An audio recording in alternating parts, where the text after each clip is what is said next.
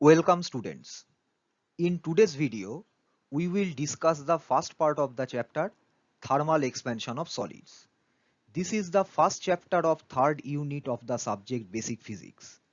In this video lecture, first we will know what is thermal expansion, then we will classify the types of thermal expansion of a given solid, then we will discuss the cause of thermal expansion, and finally, we will discuss the linear expansion of a given solid and we will derive the related equations. First, we will discuss what is thermal expansion. Suppose we have a substance. Now, if we apply heat to that substance, it will expand. So here, the expansion of the substance is occurring due to the application of heat. So this type of expansion will be termed as thermal expansion. So the expansion of any given substance on heating or due to the application of heat will be termed as thermal expansion. তার মানে আমরা যদি কোনো একটা বস্তুকে তাপ প্রয়োগ করি তাহলে তাপ প্রয়োগের জন্য বস্তুর একটা প্রসারণ ঘটবে। তাহলে এক্ষেত্রে বস্তুর প্রসারণ তাপ প্রয়োগের জন্য হচ্ছে বলে আমরা বস্তুর এই প্রসারণকে বলবো বস্তুর তাপীয় প্রসারণ। Now in this chapter we will only consider the thermal expansion of solids. Now we all know that solids are rigid bodies and they have definite shapes. So whenever we will apply heat to any given solid, it will expand in length, in surface area and in volume. তাহলে আমরা এখানে কি পাচ্ছি? যেহেতু আমরা কঠিন বস্তু নিয়ে আমরা এই চ্যাপ্টারে ডিসকাস করব। কঠিন বস্তু মানে তুমি কি মনে রাখছো? কঠিন বস্তু হচ্ছে একটা দৃঢ় বস্তু এবং এর একটা নির্দিষ্ট আকার এবং আকৃতি আছে। তাহলে যখনই আমি কোনো কঠিন বস্তুকে তাপ প্রয়োগ করব, বস্তুর লেন্থ বা দৈর্ঘ্য বৃদ্ধি পাবে, সারফেস এরিয়া বা পৃষ্ঠতলের ক্ষেত্রফল বৃদ্ধি পাবে এবং তার আয়তন বা ভলিউম ইনক্রিজ করবে, বৃদ্ধি পাবে। First, let us consider the increase in length of the given solid. That means we are considering the expansion of any given solid in its length. Then this type of expansion will be termed as the linear expansion of the solid. তাপ প্রয়োগের জন্য যখনই আমরা কোনো একটা কঠিন বস্তুর দৈর্ঘ্য বৃদ্ধিটাকে কনসিডার করব, তখন আমরা সেই দৈর্ঘ্য বৃদ্ধিটাকে বলবো কঠিনের দৈর্ঘ্য প্রসারণ। Now if we consider the increase in surface area of any solid due to the application of heat, then we will term that expansion as the superficial expansion or areal expansion. So remember, superficial or areal expansion of any solid is basically the expansion of solid in its surface area. এবারে আমরা consider করছি কি, যে সলিডটাকে আমাকে দেওয়া হয়েছে সেই সলিডের তাপ প্রয়োগের জন্য তার পৃষ্ঠতলের ক্ষেত্রফল কতটা বৃদ্ধি পেয়েছে। এই পরিমাণ বৃদ্ধিকে আমরা বলছি ওই কঠিনের ক্ষেত্র প্রসারণ। And finally, if we consider the increase in volume of the given solid, then that expansion will be termed as the cubical expansion. So cubical expansion of a solid is the expansion of the solid in its volume. এবারে তাপ প্রয়োগের জন্য যদি কঠিন বস্তুর আয়তনের বৃদ্ধি ঘটে তাহলে পরে সেই বৃদ্ধিটাকে আমরা বলবো কঠিন বস্তুর আয়তন প্রসারণ। So whenever we are considering thermal expansion of any given solid, then always remember thermal expansion of solids can be classified into three categories. Number one, linear expansion of solid, তার মানে কঠিনের দৈর্ঘ্য প্রসারণ। Number two, superficial or areal expansion of the solid, তার মানে কঠিনের ক্ষেত্র প্রসারণ। And number three, cubical expansion of the solid, তার মানে কঠিনের আয়তন প্রসারণ। Now let us consider or let us discuss what is the cause behind the thermal expansion. Remember, all the given substances or all the available substances are made up of molecules. So whenever you are considering any given substance, always think of it just like a combination of infinite number of molecules. Now the molecules within a given substance are always in motion. Now, when we are applying heat externally, that means we are supplying energy externally. So the molecules inside the substance will absorb energy, and as a result, we will find that the kinetic energy of the molecules will increase due to the application of heat. Now here we are considering the thermal expansion of a given solid. Now inside a solid, the molecules vibrate about a fixed position or mean position. Now when we will apply heat externally, we will find that the molecules will vibrate more intensely, that is more vigorously. Due to this more intense vibrations, we will find that the average distance between any two molecules will increase. Now, since the average distance between any two molecules increases, we will find that this is causing the expansion of that given solid substance. তাহলে পরে আমরা এটাকে একসঙ্গে sum up করলে কি বলতে পারবো, যে প্রত্যেকটা সাবস্টেন্সের মধ্যে ইনফাইনাইট নাম্বার অফ মলিকিউলস আছে, যে মলিকিউলসগুলো কন্টিনিউয়াসলি মুভ করছে। তার মানে যে কোনো একটা ইনস্ট্যান্টে ওই সাবস্টেন্সের ভিতরে যে মলিকিউলসগুলো রয়েছে তাদের একটা ডেফিনিট কাইনেটিক এনার্জি বা গতিশক্তি থাকছে। এবারে যখন আমি এক্সটার্নালি হিট সাপ্লাই করছি, তার মানে আমি এক্সটার্নালি এনার্জি সাপ্লাই করছি ওই সলিড সাবস্টেন্সের মধ্যে বা ওই সাবস্টেন্সটার মধ্যে, তার মানে আমি বাইরে থেকে এনার্জি সাপ্লাই করলে ওই সাবস্টেন্সের ভিতরে যে মলিকিউলসগুলো রয়েছে তারা এই এনার্জিটাকে অ্যাবজর্ব করবে, শোষণ করবে। এর জন্য কি হবে, এই মলিকিউলসগুলোর কাইনেটিক এনার্জি বা গতিশক্তি বৃদ্ধি পাবে।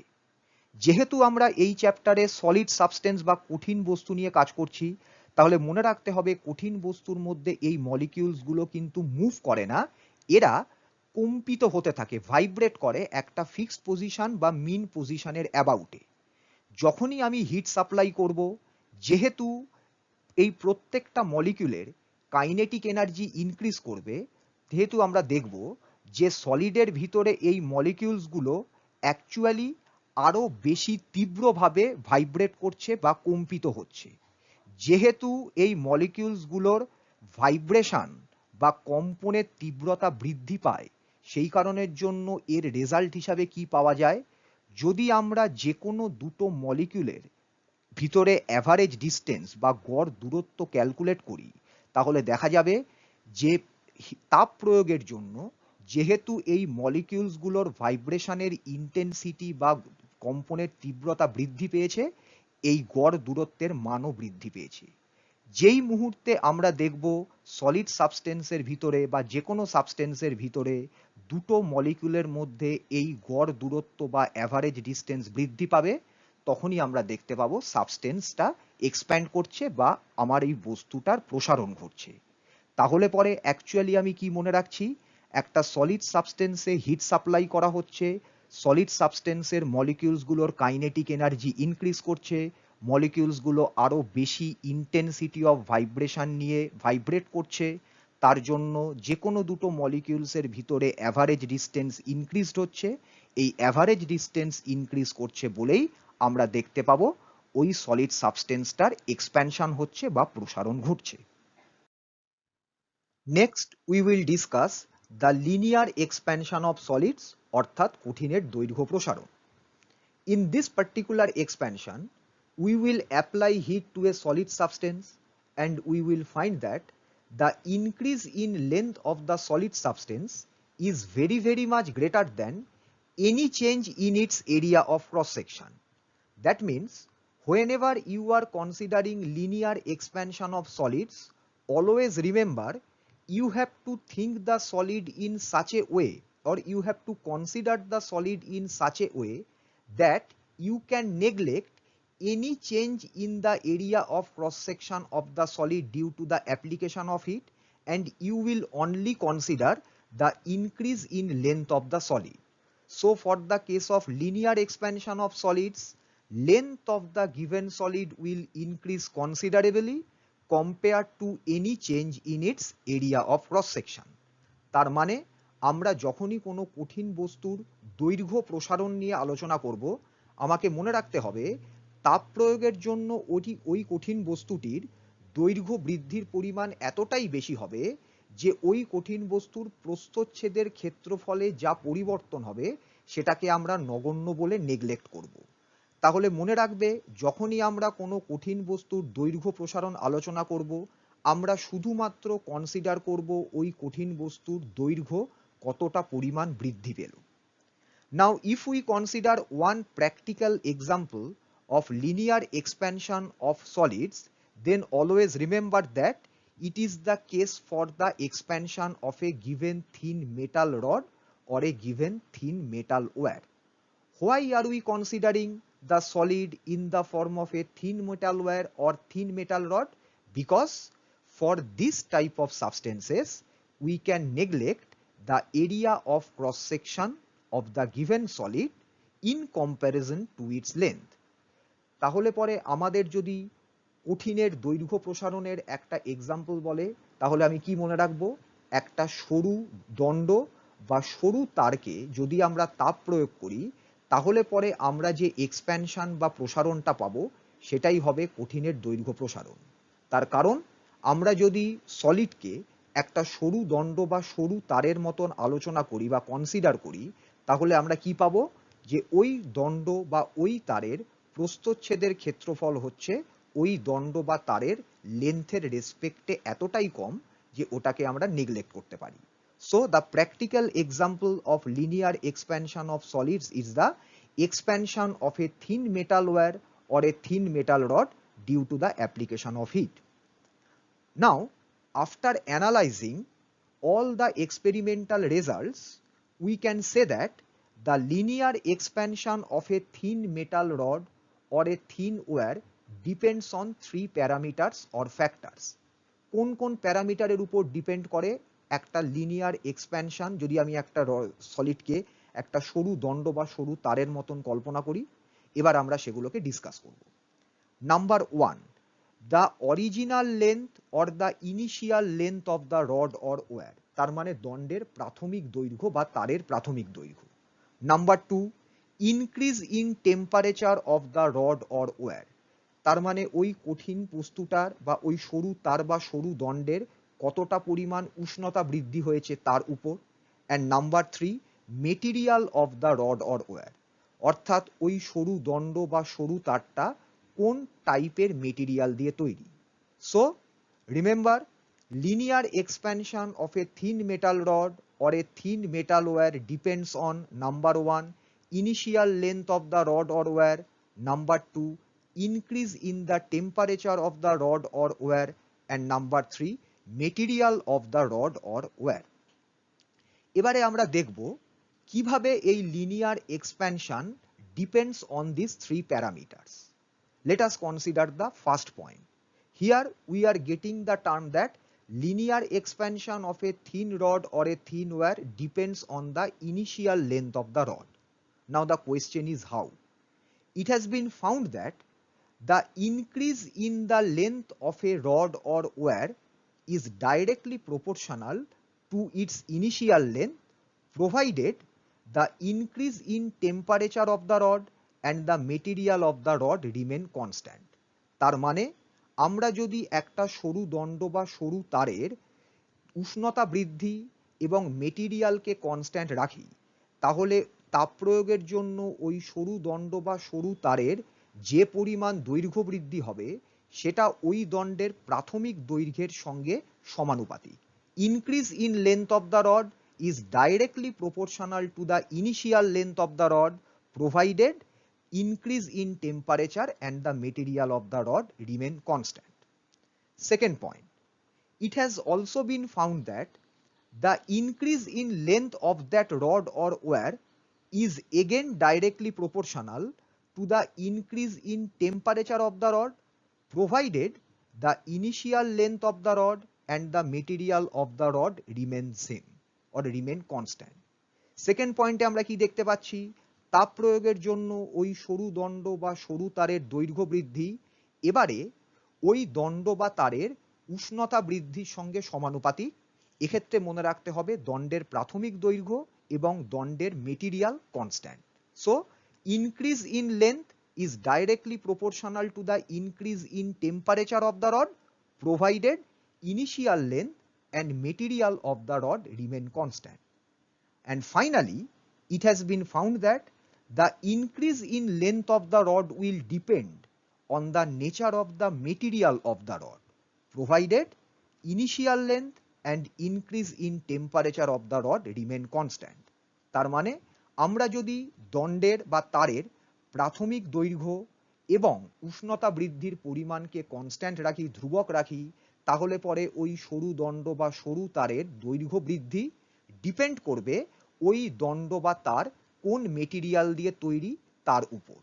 তাহলে পরে আমরা তিনটে কন্ডিশন পেলাম। Condition number 1, increase in length of the thin rod or thin wire is directly proportional to its initial length.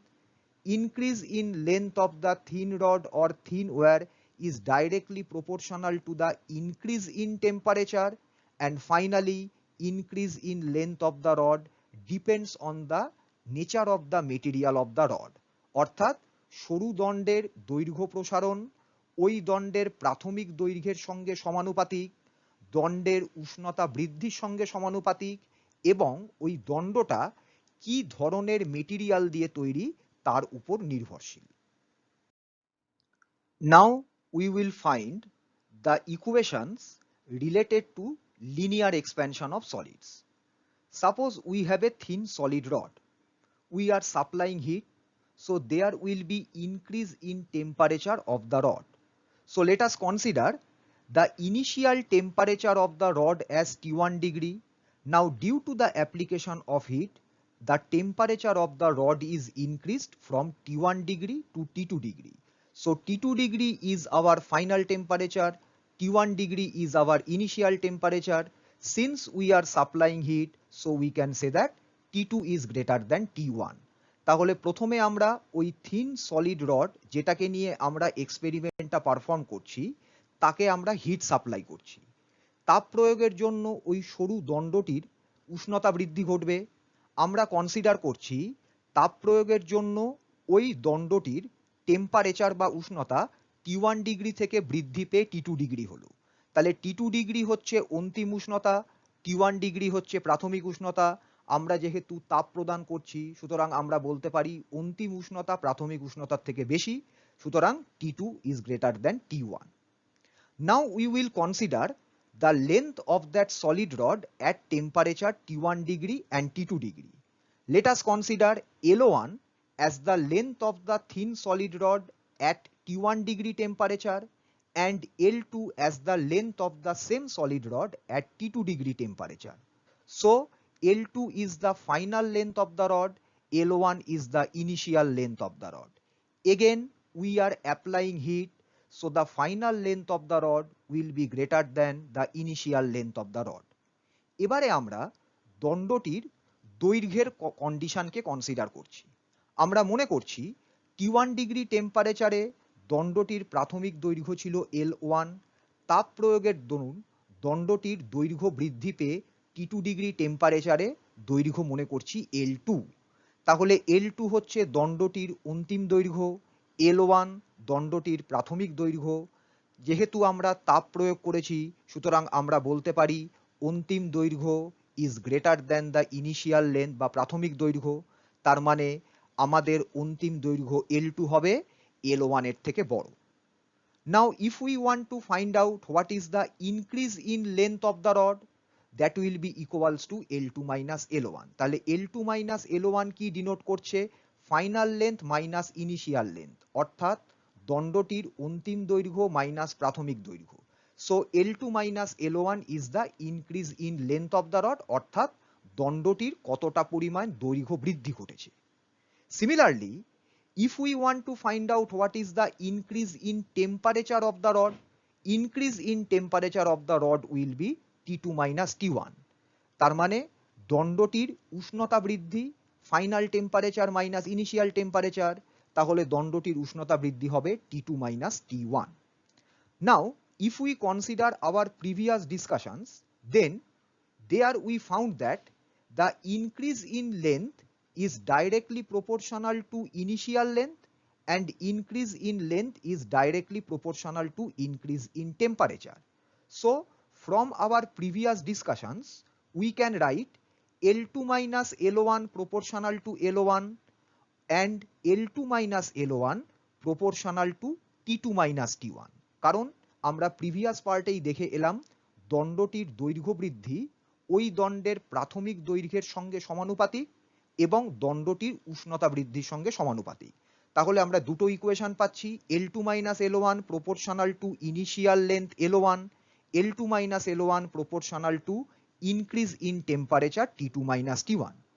Now if we combine the above two conditions, then we will get the equation L2 minus L1 is proportional to L1 into T2 minus T1, or we can say that L2 minus L1 is equals to a proportionality constant alpha into L1 into T2 minus T1.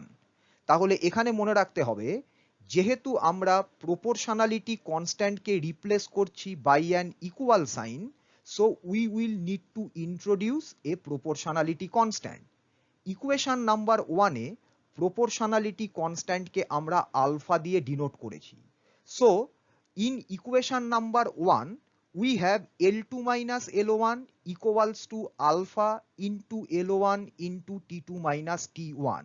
Remember here alpha is a constant of proportionality যাকে আমরা বলছি সমানুপাতিক ধ্রুবক, and this constant of proportionality is known as the coefficient of linear expansion of the given solid. এই আলফার নাম হচ্ছে কঠিনের দৈর্ঘ্য প্রসারণ গুণাঙ্ক। Remember, it is the characteristic of a given material, and if we change the material, the value of alpha will change. তাহলে যখনই আমরা কোনো মেটেরিয়ালকে চেঞ্জ করব এই আলফার ভ্যালুটা তাহলে চেঞ্জ হবে। তাহলে মনে রাখবে L2 minus L1 equals to alpha into L1 into T2 minus T1 ইকুয়েশনে আলফা হচ্ছে একটা সমানুপাতিক ধ্রুবক যার নাম হচ্ছে কোএফিসিয়েন্ট অফ লিনিয়ার এক্সপ্যানশন বা কঠিনের দৈর্ঘ্য প্রসারণ গুণাঙ্ক। So what will equation 1 represent?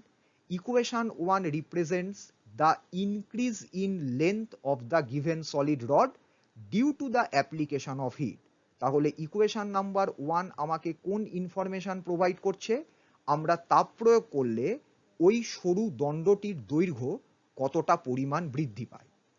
Now if we want to find out the final length of the given solid rod, then from equation 1 we can write L2 equals to L1 plus alpha into L1 into T2 minus T1.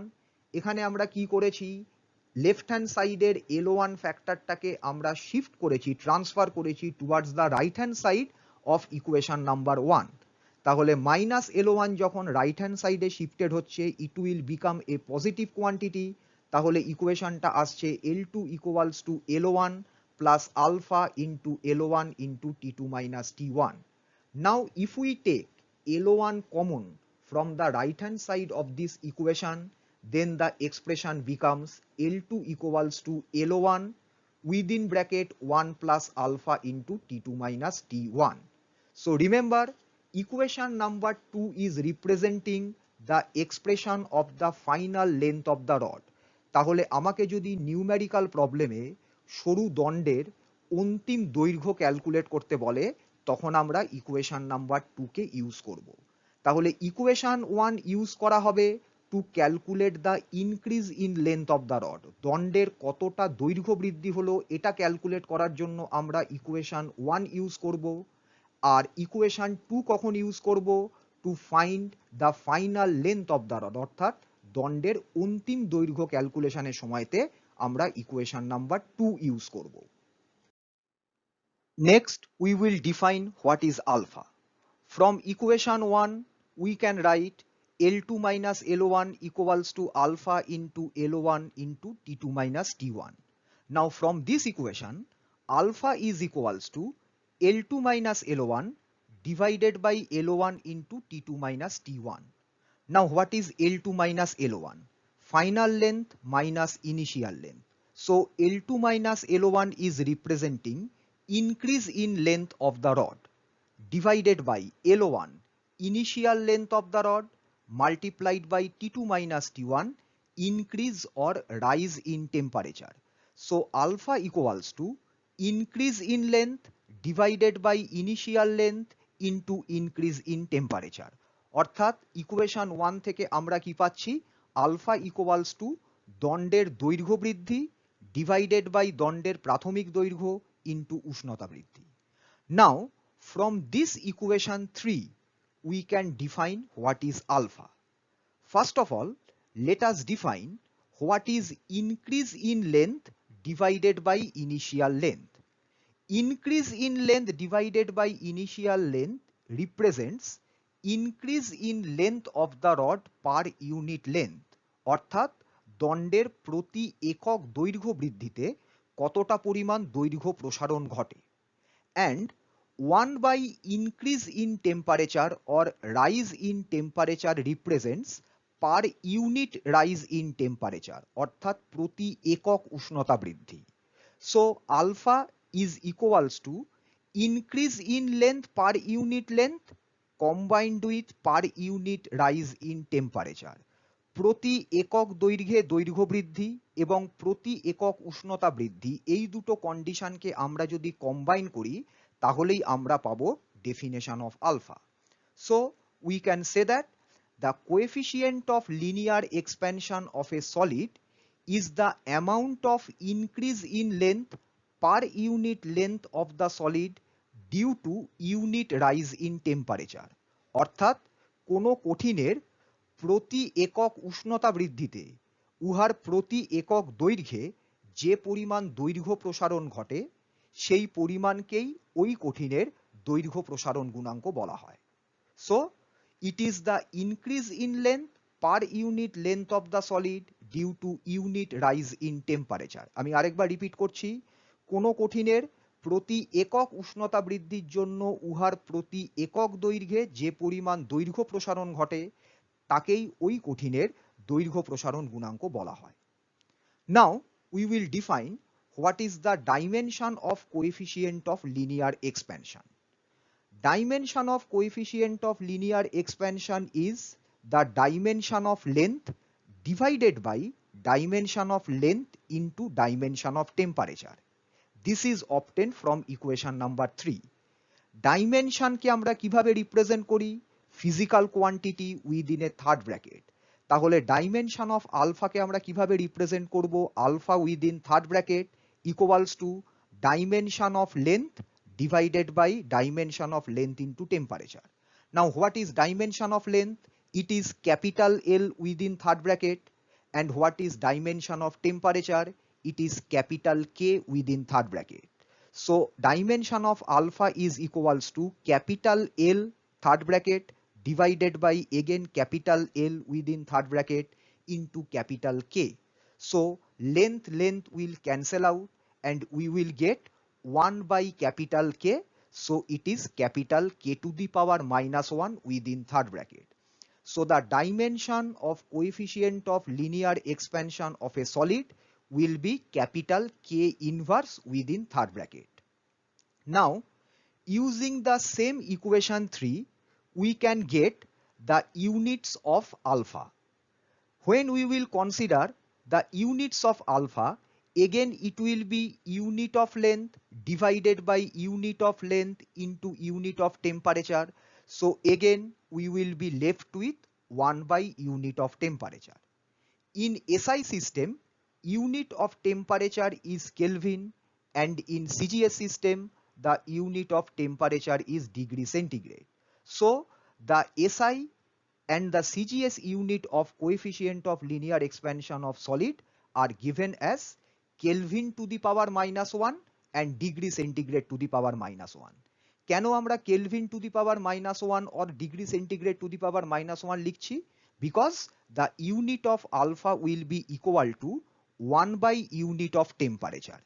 SI সিস্টেমে টেম্পারেচারের unit kelvin, CGS সিস্টেমে টেম্পারেচারের unit degree centigrade, 1 by temperature. That is why SI unit of alpha is Kelvin to the power minus 1. CGS unit of alpha is degree centigrade to the power -1. This concludes our today's video. In this video lecture, we have discussed the first part of the chapter thermal expansion of solids. In our next video lecture, we will discuss the remaining part of this chapter.